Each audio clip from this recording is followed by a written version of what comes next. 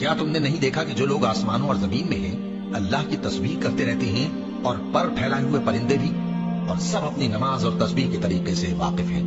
اور جو کچھ وہ کرتے ہیں سب اللہ کو معلوم ہے، اور آسمان اور زمین کی بادشاہی اللہ ہی کے لیے ہے اور اللہ ہی کی طرف لوٹ کر جانا ہے۔ کیا تم نے نہیں دیکھا کہ اللہ ہی بادلوں کو چلاتا ہے، پھر ان کو آپس میں ملا دیتا ہے، پھر ان کو تہ بتہ کر دیتا ہے،